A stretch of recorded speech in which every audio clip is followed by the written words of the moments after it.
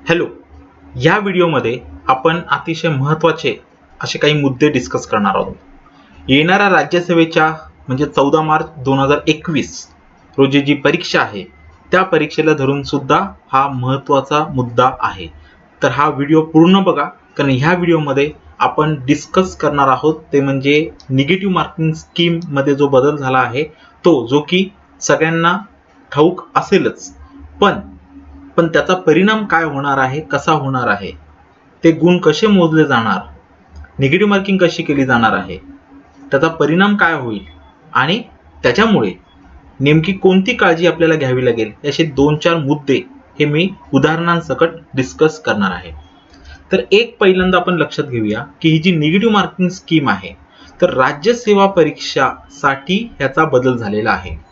पूर्वी 1/3 नकारात्मक गुण पद्धती होती, म्हणजे एक प्रश्न जर तुमचा चुकला तर एक प्रश्न जो बरोबर आला असेल त्यातून 0.33 मार्क्स वजा होत होते. म्हणजे प्रत्येक एका चुकीच्या उत्तराला बरोबर आलेल्या उत्तरांमधून 0.33 मार्क्स हे निगेटिव्ह म्हणजे वजा होत होते. बरोबर आहे. आता हे जे आहे ते 1/4 झालेत, म्हणजे किती, तर 0.25 मार्क्स हे वजा होतील. आता एक सगळ्यात महत्त्वाची गोष्ट लक्षात ठेवा की ह्याचं कॅल्क्युलेशन मी पुढे दिलेलं आहे, त्यावेळेला एक्झॅक्टली 1/3 म्हणजे काय हे तुम्हाला कळेल. पण संयुक्त पूर्व परीक्षा ज्या आहेत क्लास 2 आणि क्लास 3, ज्याला पूर्वी सुद्धा 1/4च आहे आणि आता सुद्धा 1/4च आहे. सो ह्याच्यामध्ये निगेटिव्ह मार्किंगच्या स्कीम मध्ये कुठलाही बदल झालेला नाही आणि त्याच्यामुळे कुठल्याही स्ट्रॅटेजीमध्ये त्याचे बदल होणार नाही. पण राज्यसेवा पूर्व परीक्षाच्या दृष्टिकोनातून तर अतिशय महत्त्वाची प्लॅनिंग चेंज होऊ शकते आपली. बरोबर आहे. आता एक पॉइंट ह्याच्यामध्ये मी ही टीप म्हणून लिहिली आहे, ती लक्ष घ्या की ही पद्धत जी आहे ही 2020 सालापासून होणाऱ्या परीक्षांकरता लागू होणार होती. बरोबर आहे. ठीक आहे, किंवा लागू होणार आहे.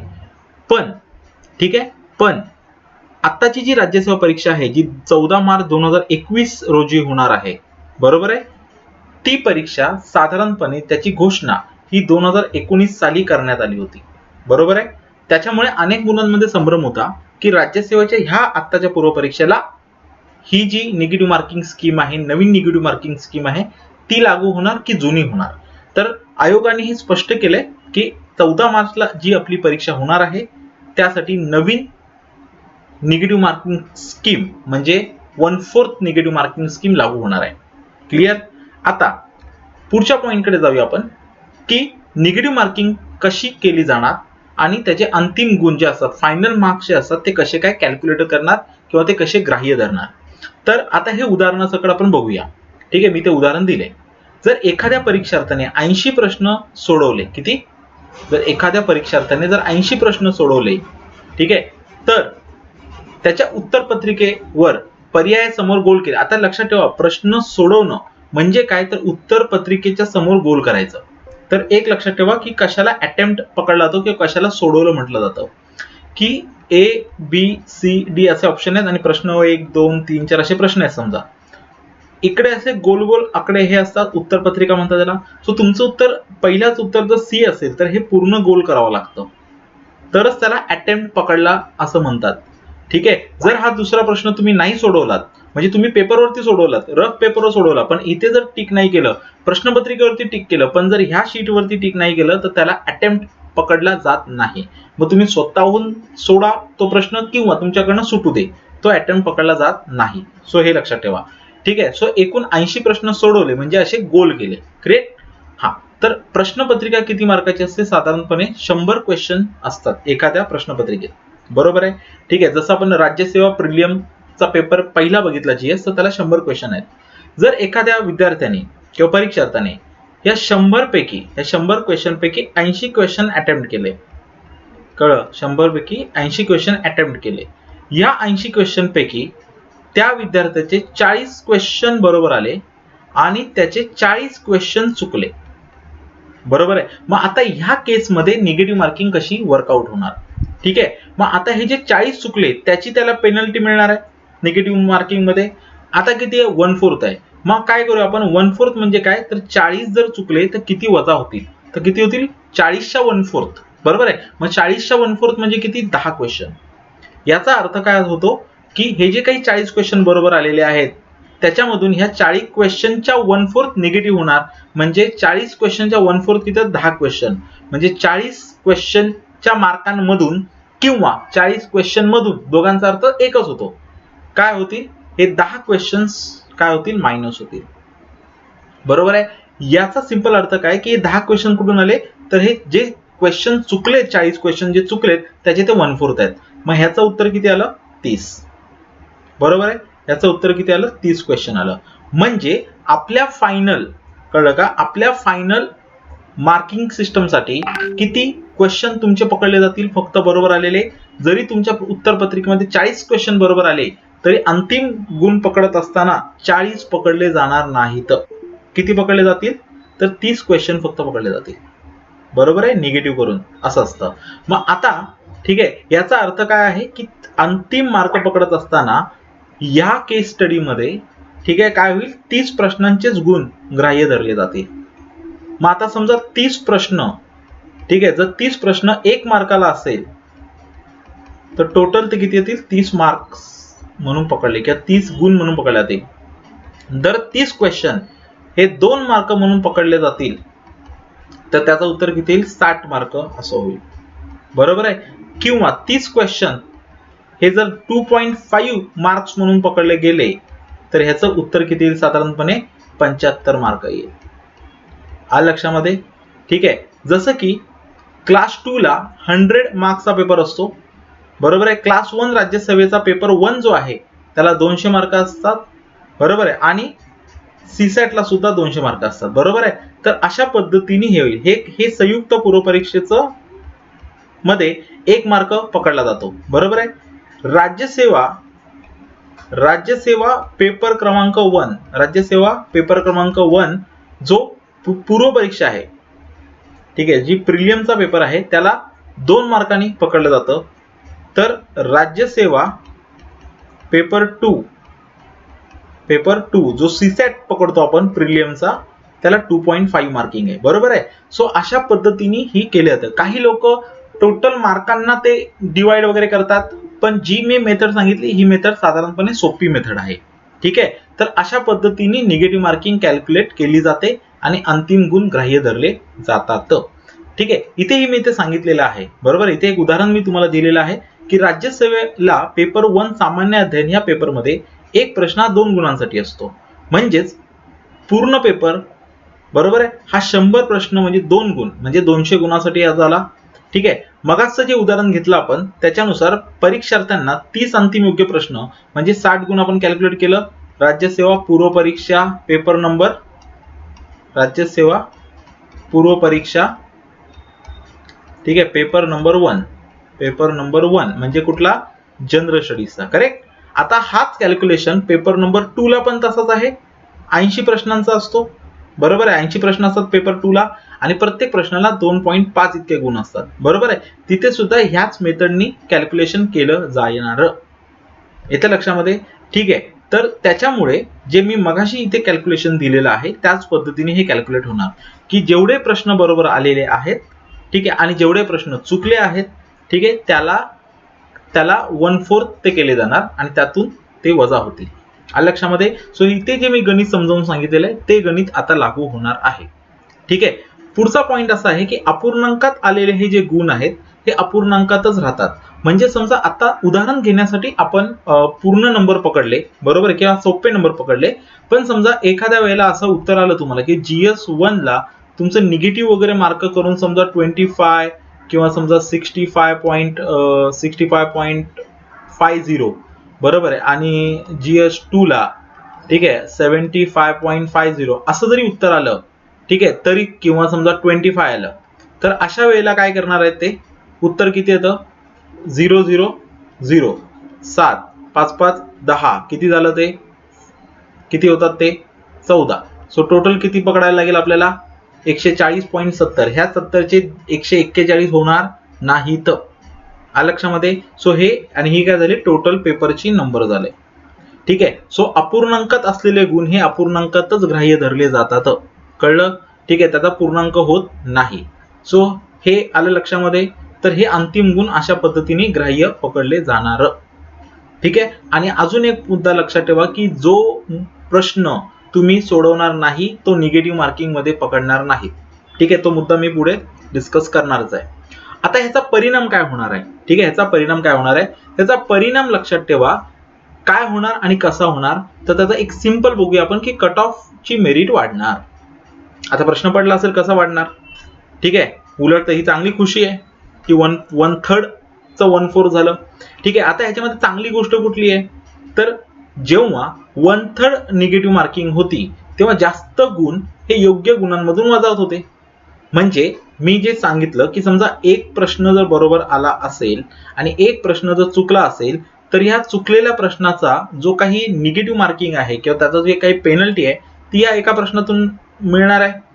बरोबर ना. मग एक प्रश्न जर 1 मार्कासाठी असेल, एक प्रश्न जर 1 मार्कासाठी असेल आणि हा जर चुकला तर 1/3 येतात 0.33.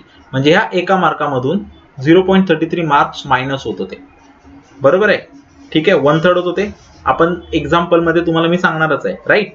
पण आता 1/4 केल्यामुळे ह्याच एक मार्कामधून 0.33 मार्क मायनस न होता तिथे 0.25 होणार. बरोबर आहे. ठीक आहे. सो ऑटोमॅटिकली काय होणार आहे की ऑब्व्हियसली आपल्याला माहिती आहे की त्याच्यामुळे जिथे माझे जास्त मार्क निगेटिव्ह जात होते तिथे आता माझे कमी मार्क निगेटिव्ह जाणार. ते कसे ते मी तुम्हाला पुढच्या उदाहरणाने सांगतो. पण ही गोष्ट लक्षात ठेवा की ज्या वेळेला हा जो बेनिफिट मिळणार आहे मला की पहिला निगेटिव्ह मार्किंग की 3 चुकले की एक अख्खा प्रश्नाचा म्हणजे याचा सिंपल लक्षात ठेवा की 1/3 चा एक सिंपल अर्थ एक लक्षात ठेवा. ठीक आहे, 1/3 चा एक सिंपल अर्थ एक लक्षात ठेवा की 1/3 चा अर्थ जर 3 प्रश्न चुकले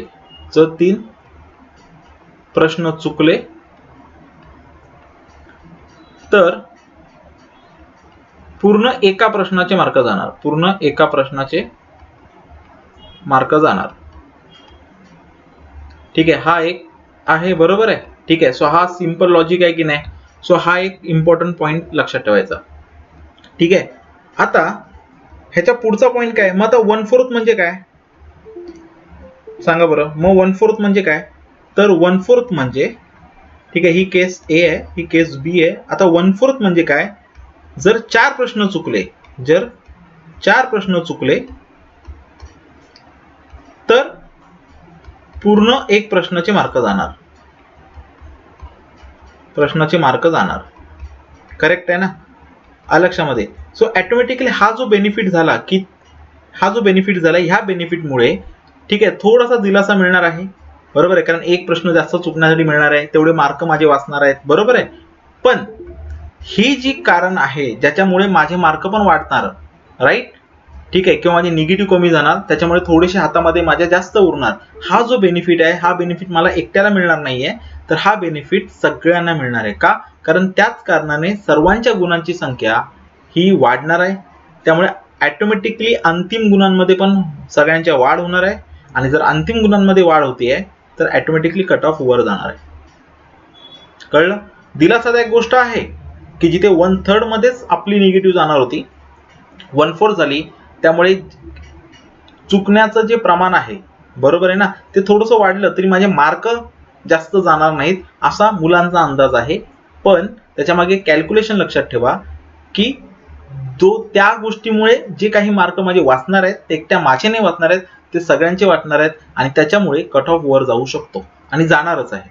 मी तुम्हाला एक उदाहरण देतो. समजा 1/3 मेरिट असताना, लक्षात ठेवा 1/3 मेरिट असताना जर एखाद्या विद्यार्थ्याने 80 प्रश्न सोडवले, बरोबर आहे, 80 प्रश्न, पहिल्या केसमध्ये 80 प्रश्न त्यांनी सोडवले. ठीक आहे, हा अटेम्प्ट कितीचा केलेला आहे 80 प्रश्नांचा त्याने अटेम्प्ट केलाय. त्यामध्ये 50 प्रश्न बरोबर आले आणि त्याचे 30 चुकले. आता काय होणार 1/3 निगेटिव्ह आहे, मग मगासारखं की ह्या 30 चे 1/3 ह्या 50 मधून मायनस होणार. मग हे जे 1/3 मी आता करतोय ते किती येणार 3 1 3 3 10 30. मग ह्या 50 जरी उत्तर बरोबर म्हणजे 50 प्रश्न जरी बरोबर आले तरी मला 50 मार्क नाही पडणार आहेत किंवा 50 प्रश्नांचे मार्क नाही मिळणार आहेत. तर हे 10 जे आहेत ह्या 30 जे चुकले त्याचे जे 1/3 किती येत होते 10, तर हे जे 10 चुकले तर एकूण टोटल किती येणार आहे 40 योग्य प्रश्नाचेच गुण ग्राह्य धरले जाणार आहेत. बरोबर आहे. मग आता राज्यसेवेचं जर उदाहरण घेतलं तर राज्यसेवेमध्ये एक प्रश्न 2 मार्काला असतो, म्हणजे 40 प्रश्न जर पकडले तर 80 गुण मला मिळू शकतात GS1 मध्ये. बरोबर आहे. राज्यसेवेचा प्रिलिमचा पेपर पकडला की. आता समजा आताची केस स्टडी घेऊया की आता 1/4 बरोबर आहे मेरिट आहे. बरोबर आहे. 1/4 ही आपल्याला काय म्हणूया त्याला 1/4 हे निगेटिव्ह मार्किंग आहे. बरोबर आहे. मेरिट म्हणजे निगेटिव्ह मार्किंग इथे हे झालंय. सो 1/4 निगेटिव्ह मार्किंग असताना आता 1/4 निगेटिव्ह मार्किंग असताना समजा जे चुकीचे 30 आहेत. बरोबर आहे. इथेच ही सेम बघूया आपण केस की 80 चा अटेम्प्ट आहे, 50 बरोबर आलेले आहेत आणि 30 चुकलेले आहेत. बरोबर आहे. पण आता ह्या केस स्टडी मध्ये काय आलं की निगेटिव्ह मार्किंग 1/3 नाहीये तर 1/4 आहे. मग 1/4 नुसार जर आपण बघायला गेलो तर किती येत आहे, किती येणार आहे तर साधारणपणे 7.5. आता हे ते काय क्वेश्चन्स आहेत, हे क्वेश्चन्स आहेत. बरोबर आहे ना. पण 7.5 असा क्वेश्चन नसतो, पण कॅल्क्युलेट करायला आपण पकडू शकतो की 7.5 क्वेश्चनचे मार्क हे 50 क्वेश्चन मधून निगेटिव्ह जाणार आहेत. मग 50 क्वेश्चन मधून हे 7.5 जर निगेटिव्ह गेले तर माझ्या हातामध्ये किती उरतात 42.5 प्रश्नांचे गुण उरतात. बरोबर आहे. आता जसं म्हटलं की राज्यसेवा प्रिलियमला 1 मार्क, GS ला 1 क्वेश्चन, बरोबर आहे 2 मार्क, बरोबर आहे 1 क्वेश्चन 2 मार्काला असतो, 1 क्वेश्चन 2 मार्काला असतो. मग माझे किती आलेले आहेत 42.5 क्वेश्चन. बरोबर. फायनल अंतिम मध्ये हेच मला पकडणार आहेत. बरोबर आहे. इंटू 2 उत्तर किती येते 85. उत्तर किती येते 85 गुण. बरोबर आहे. सर तुम्ही जर कॅल्क्युलेट केलं तर तुम्हाला लगेच लक्षात येईल की ह्या मेरिट इथे जर 80 पडतात मला फायनली, तर इथे किती पडतात 85 पडतात. उत्तर अटेम्प्ट सेम केलेले आहेत, 80 सोडवले आहेत. बरोबर पण 50 आलेले आहेत, चुकले पण 30 आहेत. तरी सुद्धा ह्या केसमध्ये मला 85 गुण मिळत आहेत, तर ह्या केसमध्ये मला 80 गुण मिळत आहेत. म्हणजे हे जे 5 मार्क माझे वाढलेले आहेत लक्षामध्ये, हा बेनिफिट मला झालाय. पण हा जो रेशो आहे हा रेशो सगळ्यांसाठी सेम असणार आहे. त्यामुळे ज्या वेळेला सगळ्यांना 80 मार्क पडत होते, बरोबर आहे, किंवा अशा पद्धतीने चुकत होते आणि निगेटिव्ह मार्किंगमुळे जास्त मार्क जात होते, आज ते मार्क सगळ्यांचे वाचणार आहेत. त्याच्यामुळे हे जे 5 माझे वाढलेत हे एकटा मला बेनिफिट नाही मिळालाय, हा सगळ्यांना मिळणार आहे. आणि त्याच्यामुळे ऑटोमॅटिकली काय होणार आहे, तर ह्या उदाहरणानुसार कळलं ही सगळी मेरिट वाढू शकते. लक्षात मेरिट का वाढू शकते कळलं. लोक जास्त प्रश्न सोडवायला लागले, जास्त अभ्यास केला म्हणून मेरिट नाही वाढणार. कळलं. तर ही जी 1/3 च 1/4 झालंय त्याच्यामुळे ही मेरिट वाढू शकते. त्याच्यामुळे एवढं लक्षात ठेवा की जरी मग आता चॅलेंज काय आपल्याला, तर त्याच्यामुळे आता चॅलेंज असं आहे की आपल्याला काळजी घ्यावी लागेल. पण कोणती काळजी घ्यायची, तर एक लक्षात ठेवा की हे जे रेशोचं जे कॅल्क्युलेशन आहे कळलं की 1/3 असताना लोक एवढ्या मेरिट पण जात होती, आज 1/4 मुळे किती पर्सेंटनी मेरिट वाढू शकते. बरोबर आहे ना. ठीक आहे. तर ती जी मेरिट वाढणार आहे त्याच आधारावरती आपल्याला पेपर, त्याच कॅल्क्युलेशनच्या आधारावरती आपल्याला आपलं प्लॅनिंग करावं लागणार आहे की मला किती प्रश्न सोडवायचे, किती चुकू शकतात, हे सगळं. आता जे काही दिवस उरलेले आहेत ह्या दिवसांमध्ये तुम्ही जास्त नवीन काही वाचण्यापेक्षा जे तुम्ही वाचताय तेच तुम्हाला वाचायचंय. पण तुम्हाला एवढं आतापर्यंत स्ट्रॉंग पॉईंट आणि वीक पॉईंट तुमचे कळले पाहिजेत की कुठला सब्जेक्ट तुमचा चांगला आहे, कुठल्या सब्जेक्टचे कुठचे टॉपिक्स तुमचे चांगले आहेत, जेणेकरून परीक्षेमध्ये गेल्यानंतर आपल्याला माहिती असतं की हिस्ट्रीवरती जर 18 प्रश्न येणार आहेत त्यातले 10 ते 12 माझे शुअर करेक्ट येणार आहेत, बाकीचे मला येतीलच याची गॅरंटी नाही. किंवा एखादा विषय कठीण असेल तर त्यातले 5-7च मला करेक्ट येतील.